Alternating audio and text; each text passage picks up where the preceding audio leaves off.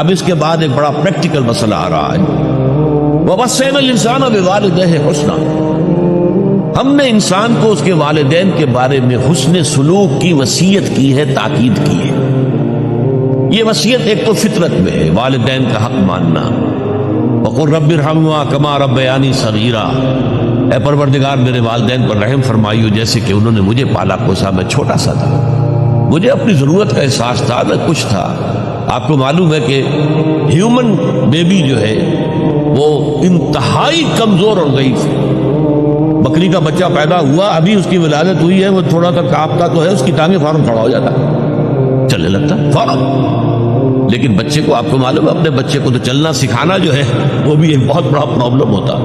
تو اس اعتبار سے جس قدر کیئر کرنی پڑتی ہے والدین کو بچے کی انسانوں میں، اتنی کیئر کہیں بھی نہیں ہے دنیا میں، کسی اور کے لیے، حیوان کے لیے، اپنے آف سپرنگز کے لیے اتنی کیئر نہیں۔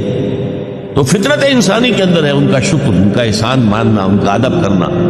اور دوسرے یہ کہ قرآن مجید میں بھی متعدد جگہ پر کہا گیا ہے کہ انسان پر جو حق ہیں لوگوں کے یا ان کے ہیں، تو سب سے پہلا حق اللہ کا ہے کہ اس کے ساتھ شرک نہ کیا جائے، اور اس کے بعد فوری وہ والدین کا حق ہے۔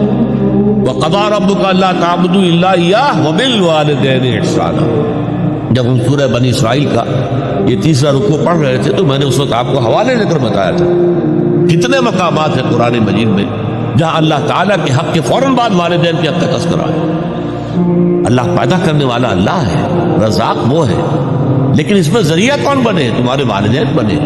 تمہارا پالا پوسا کس نے ہے؟ تمہارے والدین نے۔ کس نے اپنی راتوں کی نیندیں حرام کی؟ ماں جو ہے راتوں کو جاگتی ہے، بچہ جو ہے معمولی تکلیف کے اندر ہے، اس کو نہیں سکتی۔ کس نے جو اپنا پیٹ کاٹ کر تمہیں کھلایا، خود قربانی دے کر تمہاری تربیت کی ہے، تمہیں پالا پوسا ہے؟ تو فرمایا کہ ہم نے انسان کو وصیت کی ہے اس کے والدین کے بارے میں حسن سلوک کی۔